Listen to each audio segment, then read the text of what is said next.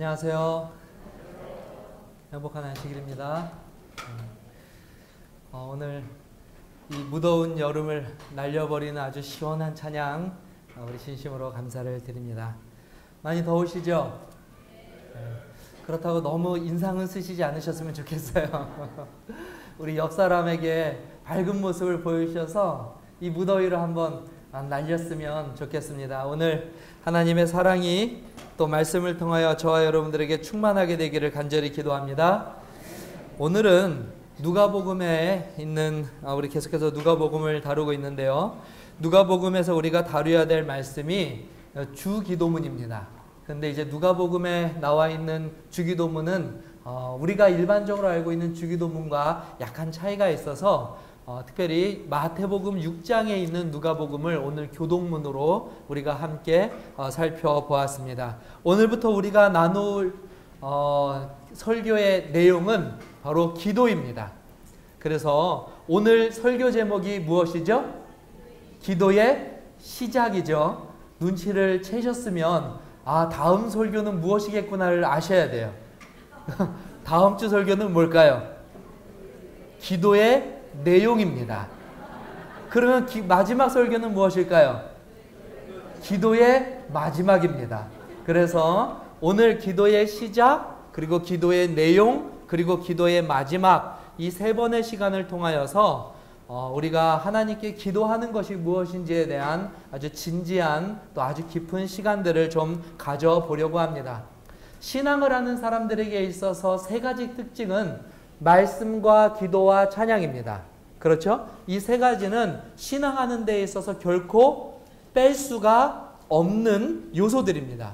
그러므로 가장 우리가 이 세 가지 중에서도 또 가장 중요하게 우리가 살펴보아야 할 이 기도를 지금부터 좀 살펴보겠습니다. 먼저 좀 질문을 좀 드릴까요?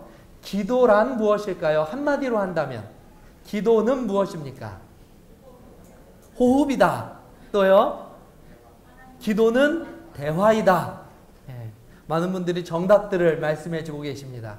우리가 일반적으로 기도하면 아마 지금 이야기한 대로 두 가지의 답변들을 하게 됩니다. 첫 번째는 호흡이고요. 두 번째는 대화입니다.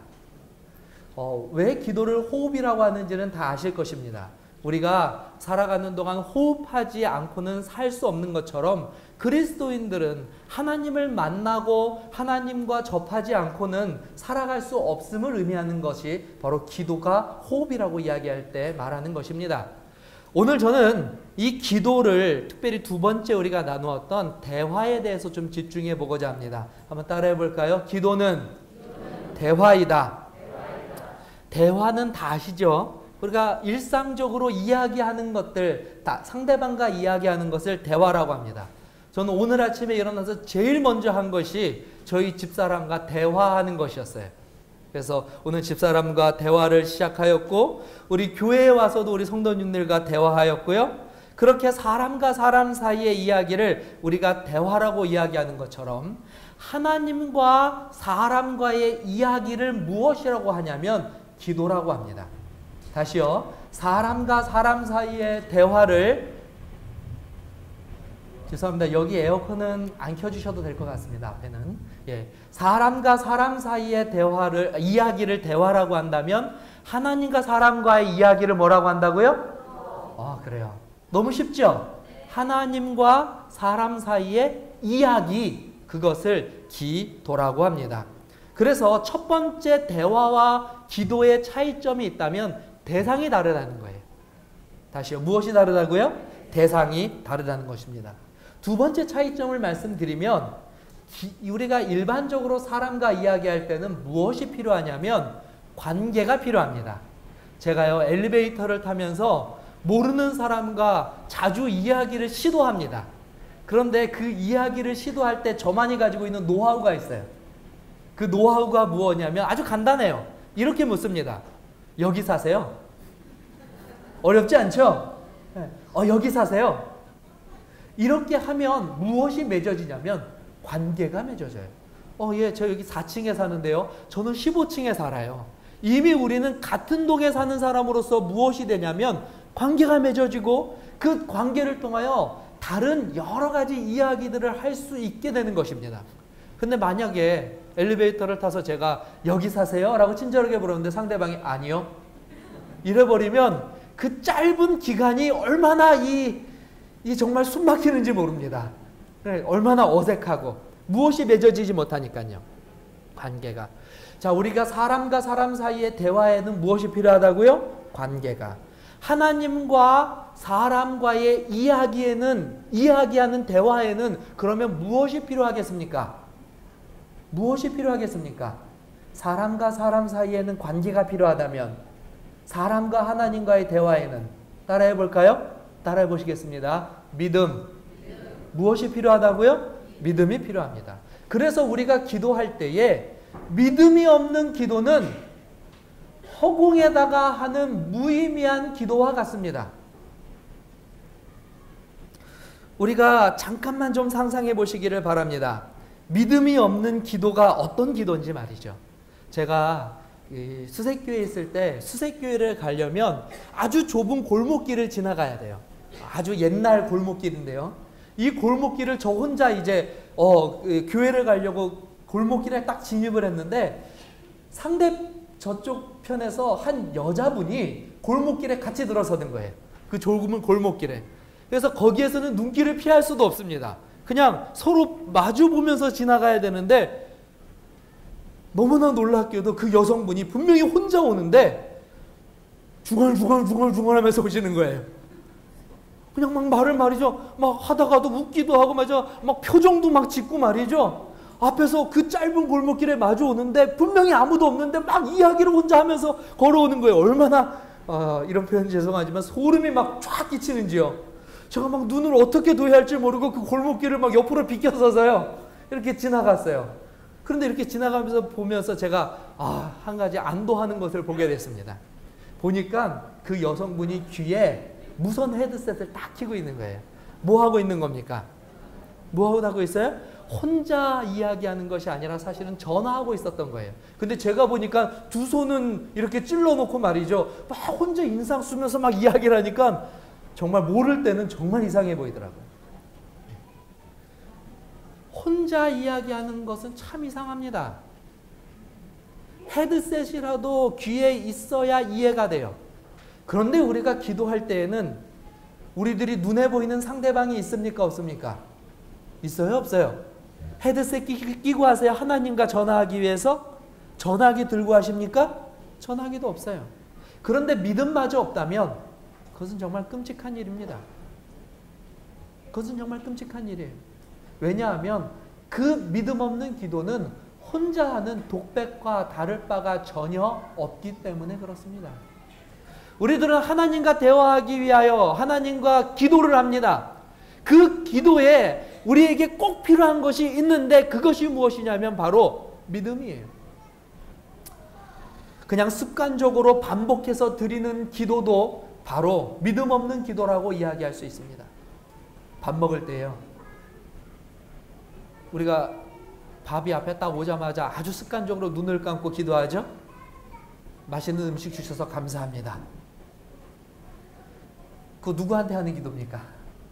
정말 그 시간에 믿음을 가지고 하나님께 드리는 기도입니까? 아니면 그냥 혼자 늘 반복되는 습관적으로 중얼거리는 그냥 습관적인 자기 고백, 독백입니까?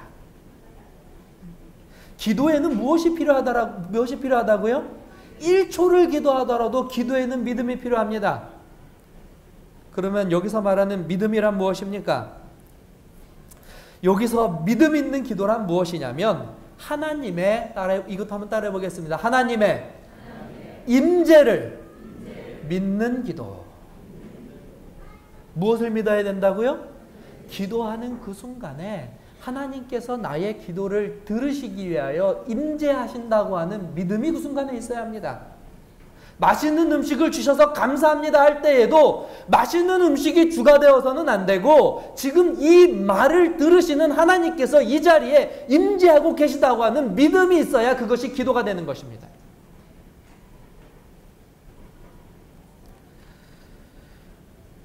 그러므로 우리가 기도할 때에 가장 중요한 것은 기도란 믿음의 대화라는 사실을 명심하는 거예요. 기도가 무엇이라고요? 믿음의 대화입니다. 믿음의 대화예요. 그냥 대화가 아닙니다. 그것이 없는 것들은 모두 공허한 외침이고 그것이 없는 기도는 그저 아무런 의미 없는 기도입니다. 그리고 이렇게 믿음 있는 기도는 심지어 나뿐만이 아니라 다른 사람도 알아보게 됩니다. 무엇이라고요? 믿음 있는 기도는 나뿐만이 아니라 다른 사람도 알아보게 돼요. 하나님 들으시라고 하는 기도입니다. 그런데 가끔 가다가 이런 기도를 할 때가 있어요.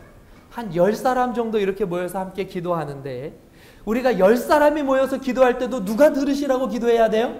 하나님이 들으시라고 기도해야 되는데 어떤 경우에는 9사람 들으라고 하는 기도가 있어요. 내 기도가 하나님을 향하여 가는 것이 아니라 여기에 모인 누군가를 향하여 기도하는 기도를 들을 때가 있단 말이에요. 예를 들어서 이런 기도입니다. 하나님, 오늘 김 지사님이 예배에 또 지각을 했습니다. 이번에 지각한 거를 보니까 벌써 3번째입니다. 다음에는 정말 안 했으면 좋겠습니다. 예수님 이름으로 기도합니다. 아멘. 하나님께 한 기도예요? 김 지사님께 한 말입니까? 다시요. 누구에게 한 말이에요? 김 지사님 들으라고 한 기도입니다. 그러므로 이건 기도가 아니라 대화입니다. 이건 대화예요. 기도는 어떻게 해야 될까요? 기도는 달라져야 합니다. 하나님, 오늘 예배에 김 지사님이 피치 못할 사정으로 인하여 조금 늦게 되었습니다. 오늘 우리가 나누어야 될 내용들이 있는데 이 내용들을 우리가 이 시간 안에 정말 충분히 나눌 수 있도록 지혜 주셔서 이 시간을 능력 있게 하나님의 능력으로 만들어 주시기를 간절히 기도합니다. 아멘. 이게 기도입니다. 누구에게 해야만 해요? 김 지사님이 늦었어도 기도 누구에게 합니까? 하나님께 해야 돼요. 기도는 하나님과 믿음으로 나누는 대화라고 하는 사실을 꼭 잊지 않고 기억하게 되시기 바랍니다. 이것이 실수하게 되면 기도하면서 우리는 많은 문제들을 일으키게 되는 것입니다. 믿음 있는 기도란 하나님 앞에 나아가는 것입니다. 하나님과 기도하는 것입니다. 보이지 않는 하나님과 믿음으로 대화하는 것, 그것이 기도입니다. 우리는 기도하고 있습니까? 아니면 혼잣말하고 있습니까? 다른 사람들 들으라고 이야기하고 있습니까? 아니면 하나님 들으시라고 우리가 기도하고 있습니까?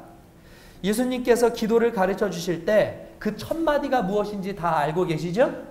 우리 주기도문의 그 첫 마디가 무엇입니까? 한번 외워보시기 바랍니다. 하늘에 계신 우리 아버지.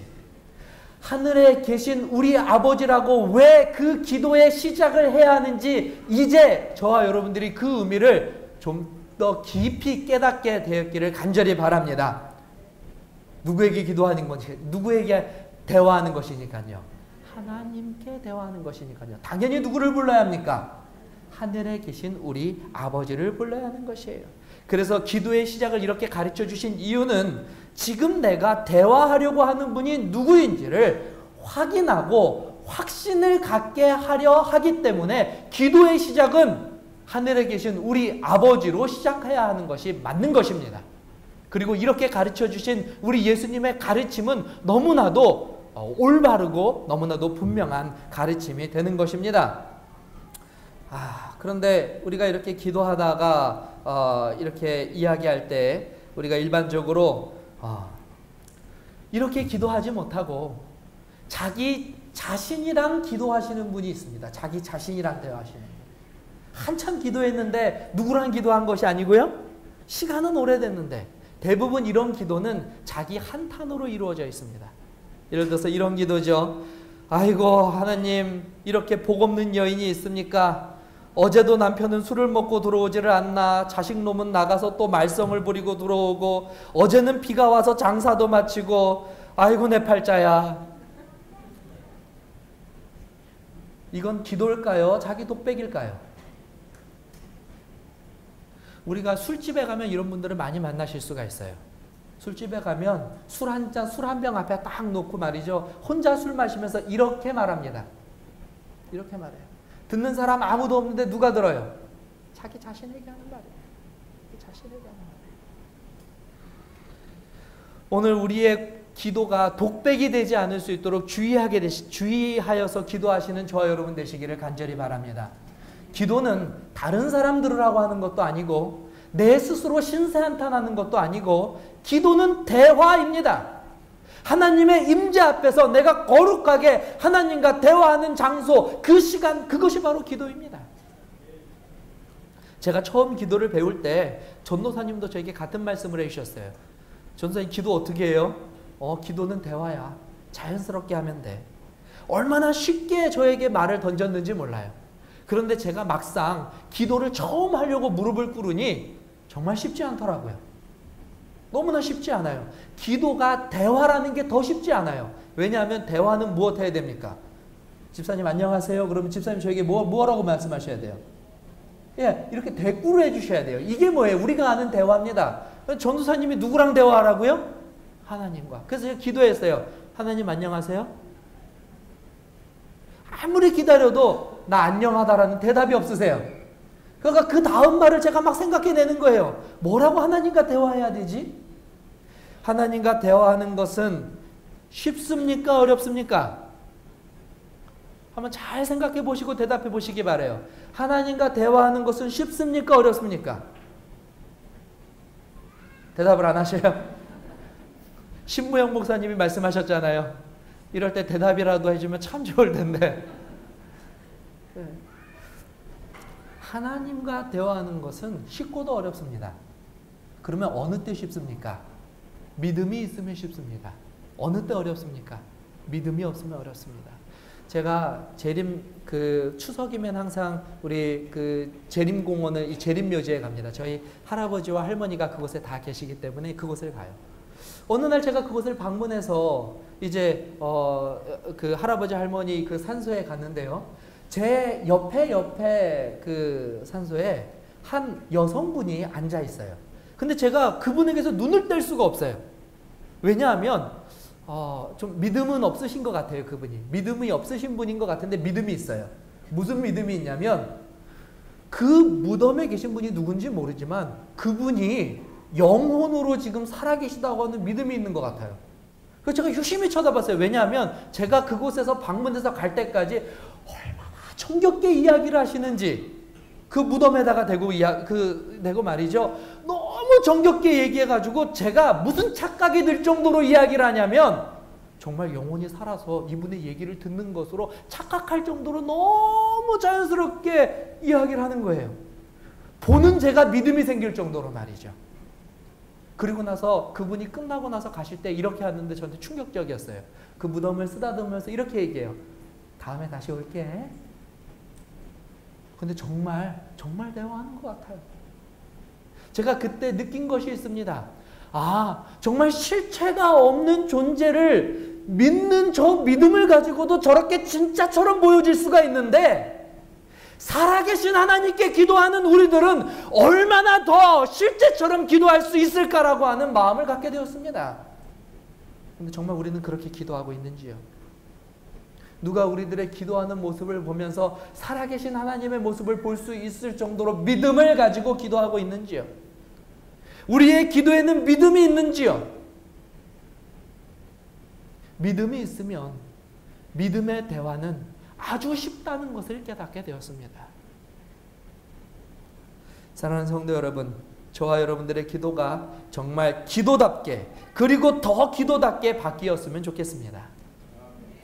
듣는 하나님 민망하지 않도록 우리의 기도를 들어주시기 위하여 귀를 열어주시는 하나님께 대화다운 대화를 하는 믿음의 기도의 사람들이 우리 모든 태능교회인들이 되시기를 주님의 이름으로 간절히 기원합니다. 예. 산상보훈 5장에 보면요, 주기도문이라고 하는 장이 있습니다. 오늘 제가 주보에 특별히 그 산상보훈에 있는 그 주기도문의 내용을 제가 옮겨서 실어 놓았습니다. 이 산상보훈 주기도문에는 예수님께서 어떻게 기도하셨는지를 아주 잘 묘사하고 있습니다. 한번 들어보게 되시기를 바랍니다. 잘 들어보세요.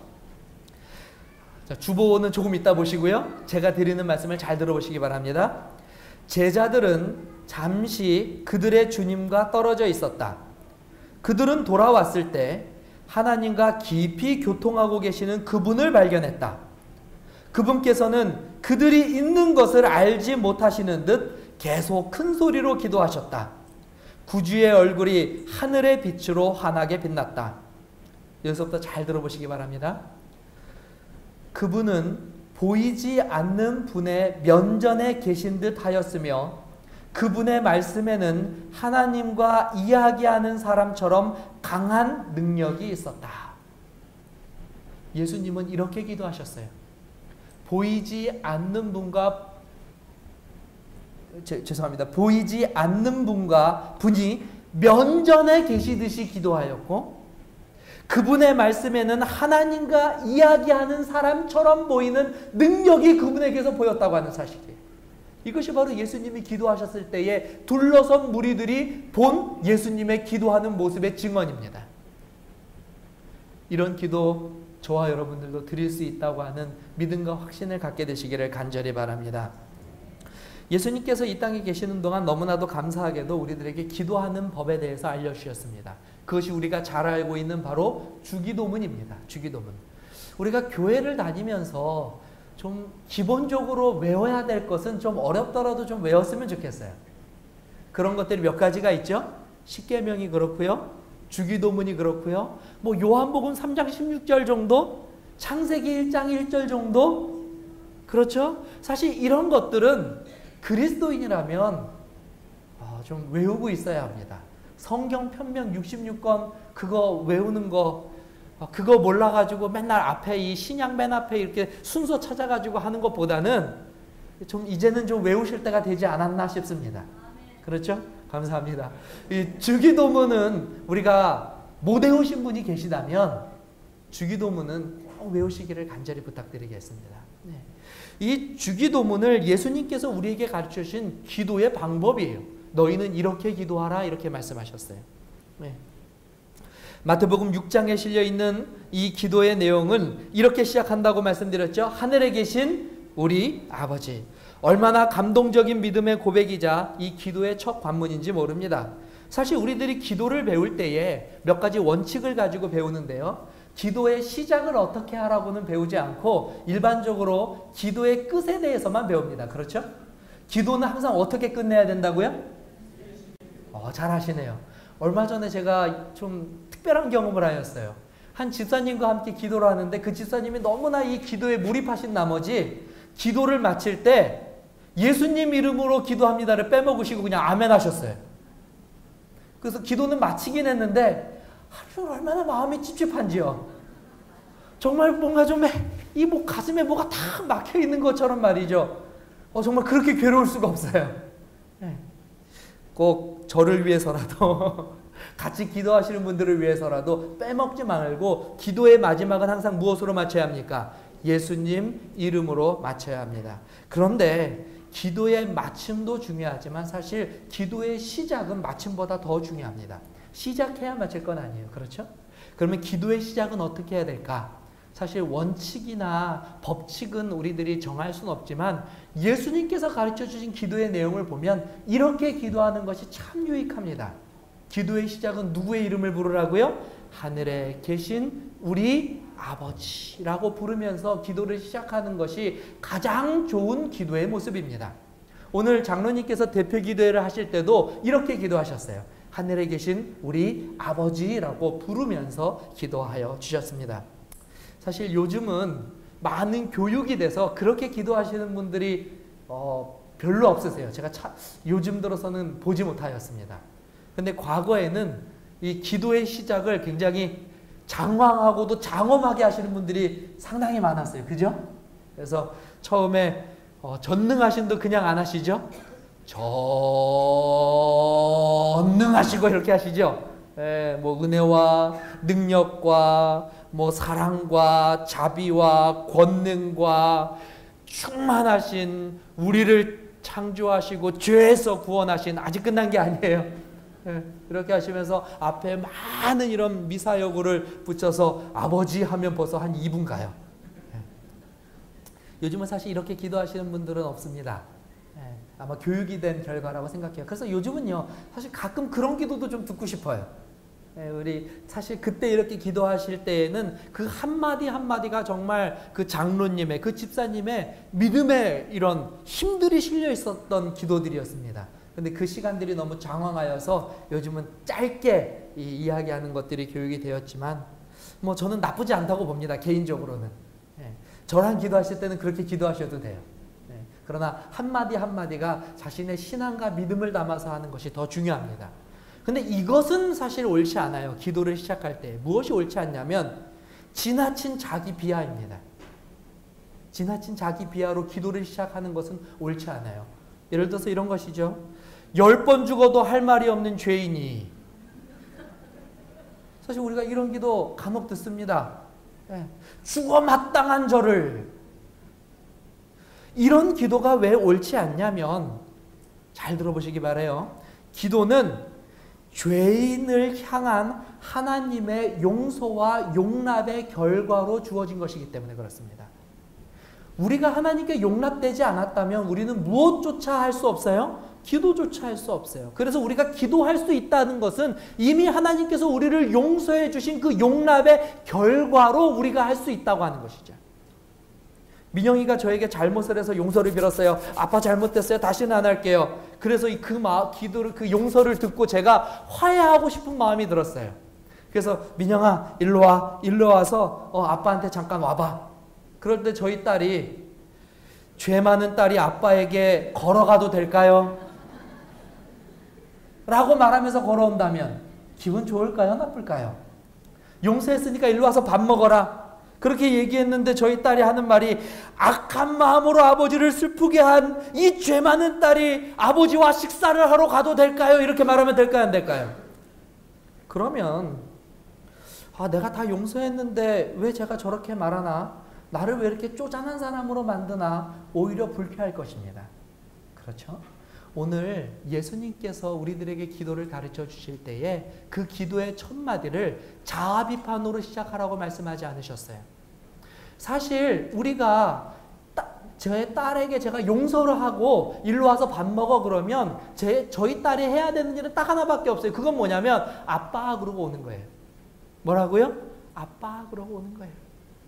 죄 짓기 전에 저에게 와서 그렇게 친밀하게 이야기하고 사랑스러운 모습으로 다가왔듯이 다시 그 모습으로 아빠하고 들어와서 안기면 되는 거예요. 다른 건 다 필요 없습니다. 자기의 죄가 얼마나 아주 진홍같이 붉은지 그것을 자기에게 굳이 설명하면서 얘기할 필요가 없는 것이에요. 맞습니까?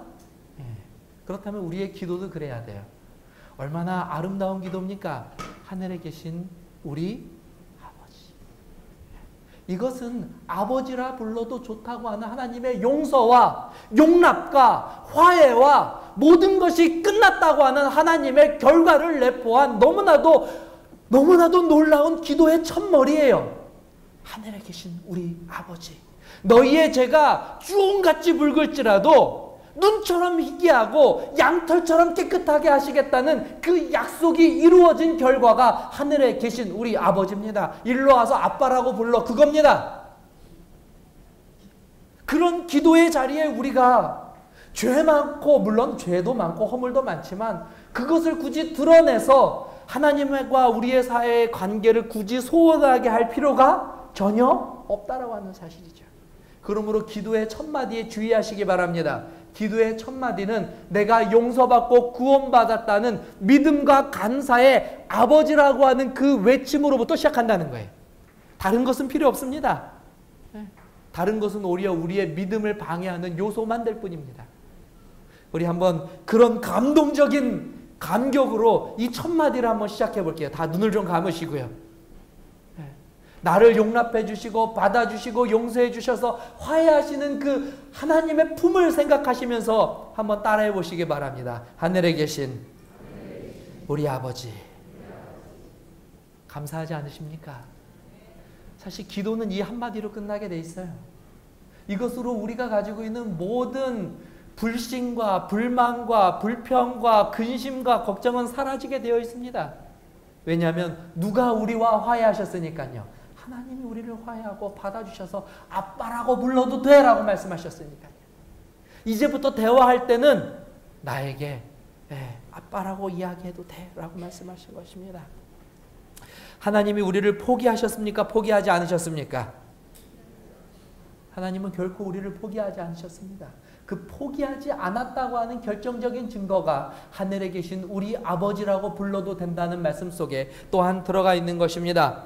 그러므로 정말 생각하면 할수록 놀라운 특권이고 신비한 사랑의 결정체가 바로 기도의 시작이라고 하는 것을 우리는 오늘 이 시간 다시 한번 발견하게 됩니다. 오늘 산상보훈에 있는 말씀은 또 이렇게 우리들에게 증언하고 있습니다. 잘 들어보시기 바랍니다. 구주께서는 우리를 하나님의 가족으로 영접하고 싶은 마음이 너무나 강하고 간절하셔서 우리가 하나님께 나아갈 때 사용해야 하는 첫 말로 거룩한 관계를 보증하는 우리 아버지라는 말을 사용하게 하신다.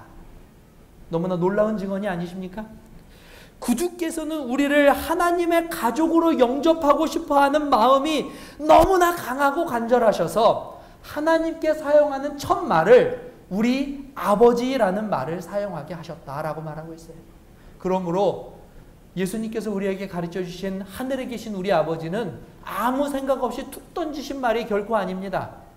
그 안에는 복음이 들어있고 그 안에는 하나님과 우리 사이에 사랑과 은혜가 들어있는 결정적인 단어 중의 단어, 그것이 바로 아버지라고 하는 단어입니다. 저와 여러분들이 기도하시면서 이 아버지라고 하는 단어를 많이 사용하게 되시기를 주님의 이름으로 간절히 기원합니다. 마지막으로 우리가 이 기도의 첫 번째 시작에 살펴볼 수 있는 특권이자 선물은 바로 하나님께서 우리를 부르신다는 것입니다. 많은 사람들이 기도할 때에 오해하는 것 중에 하나가 뭐냐면 우리가 하나님을 찾지 하나님이 우리를 찾지는 않는다고 하는 생각이에요. 기도할 때는 내가 하나님을 찾는 것이지 하나님이 나를 찾는 것이 아니다라고 하는 착각을 갖는 것입니다. 얼핏 보기에 아버지라고 누가 불러요? 아버지라고 누가 부릅니까? 내가 부르죠. 그래서 마치 기도가 나의 공로로 시작하는 것처럼 잘못 오해하게 됩니다. 그러나 기도의 시작 역시도 나의 공로가 아니라 누구의 공로입니까? 하나님의 공로의 결과입니다. 제가 지난주에 저희 민정이를 잃어버렸어요. 어디에서 잃어버렸냐면 이마트에서 잃어버렸습니다. 제가 마트에서 카트를 끌고 이렇게 가는데 제 민정이가 뒤에서 쫄쫄쫄 쫓아왔거든요. 저는 그냥 쫓아오는 줄 알고 이렇게 가고 있는데 느낌이 이상해요. 그래서 돌아봤더니 민정이가 없는 거예요.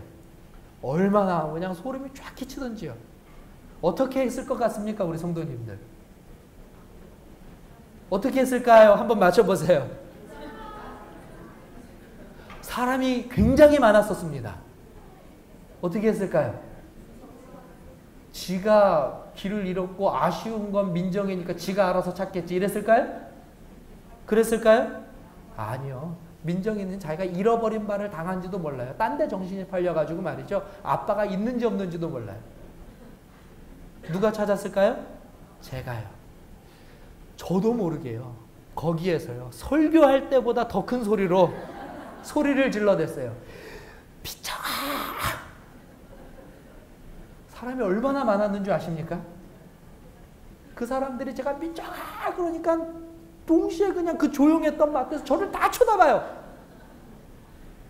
제가 당황했어요. 그리고 말았을까요? 아니요. 찾을 때까지 미쳐가! 소리를 질렀어요. 소리를 지르니까 어떤 분들은 저를 이렇게 보는 것 같아요. 77 맞게 애나 잃어버리고. 정말 그렇게 보는 것 같아요. 제가 막 얼굴이 화끈거려요. 수치스러워요. 사실 제가 잘못한 게 아니에요. 지가 잘못 간 거지. 저는 분명히 아빠 잘 따라와라고 그랬고 잘 따라온다 그랬어요. 제가 잘못한 건 하나도 없어요.